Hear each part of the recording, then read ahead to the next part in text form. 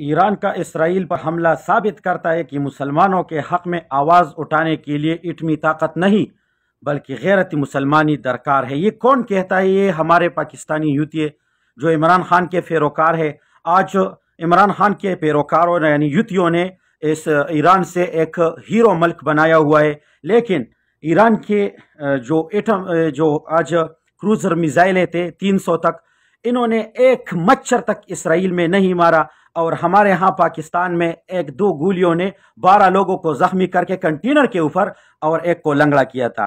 ये है पाकिस्तानी यूथियों की शऊर और ईरान की मुनाफिकत।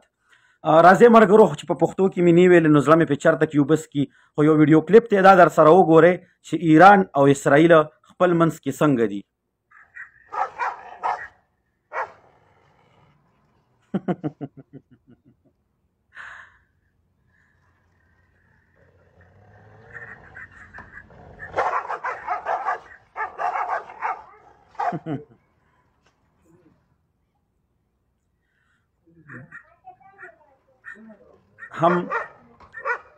هم دغه مثال چې دی دا د اسرائیل او د ایران چې دی د یو بل سره د دشمنۍ دی، د دغه یو بل سره خپل منځ کې ښه ګهره تعلق دی. او دا فلسطین چې دی دا په اسرائیلو باندې لکه د خدای تعالی د طرفه هم وه، خو د ټولو نه غټ کردار او منافقانه کار چې پکې ادا کړی نو د ایران دغه رافضیانو دغه شیعګانو چې دی کړی دی.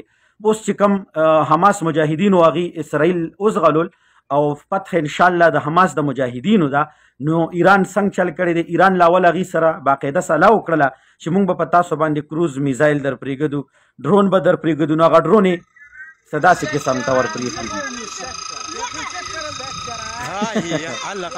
قیامت به راشي خو د دغو دا ډرونز دا به چې دی دا به په اسرائیل له ورونه رسي. قیامت به راشي خو د دغو دا میزایل به اسرائیل ته ورونه رسي. ولې چې د دغو کمې میزایل او کم ډرونز په اسرائیل باندې ورخوشي کړو، نو هغه میزایل او هغه ډرونز هغه قیامت په راشي خو هغه به هلته ونه رسي. ولې چې هغې هلته کې یو ماشت قدرې نه دی وجلې.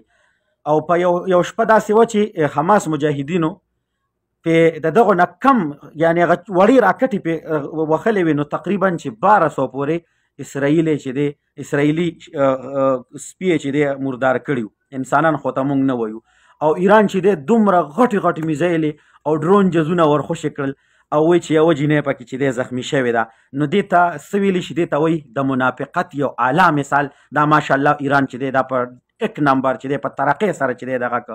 خو دلته کې زمونږ پاکستاني یوتیان د ایران د هغه راپیزي تصویر راخلي او د خپل راپیزي نیازي ریشه د خپل نیازي سره چې کوم ورله ایستي او هغه لګوي چې نن ایران وګټل او د دې دپاره چې دی د اټمي طاقت ضرورت نه دی بلکې د ایماني. نو په شیعګانو کې ایمان کم دی، خدای مې بیخو باسه لکه څنګه چې تاسو یوتیانو کې نشته دی بې غیرت ولا. نو اوس چې دی مونږ دغه وویو چې یاره دغه تر هغې پورې به قرض بند دي. دکانداران کیدای شي چې اوس دکانونو کې دا مو لیکي چې تر هغې پورې قرض بند دی چې تر څو پورې د ایران میزایلې اسرائیل ته نه وي رسېدلی. ولې چې دومره منافقانه کردار ایران ادا که چې خلکو لوس په سترګو کې دوړې اچوي، خاورې شګې اچوي چې ګینې مونږ خو په اسرائیل باندې حمله وکړله، لیکن کې حمله د دغو هغه پلار هم نه ده کړې بلکې دا یو فیک او یو فلم دی او دا یو دروغ دی چې دا ایران د منافقانه چهره چې دی ښکاره کړه د دنیا ته. نور ایران زمونږ د بیت الله شریف یعنی د حرم دشمن څنګه د بیت المقدس محافظ جوړېدی شي؟ سوچ پکار دی خو مسلمانانو له او یوتیانو تاسو ځان کې لږ عقل پیدا کړئ، ځان سړي زامن جوړ کړئ چې دا رافضیان د شیعګان د ایرانیان د اول نه واخله د حضرت عمر رضی الله تعالی عنه د وخت نه واخله تر اوسه پورې دغو همیشتن د اسلام دشمنان دي، دغه منافقانه کردار ادا کړی دی.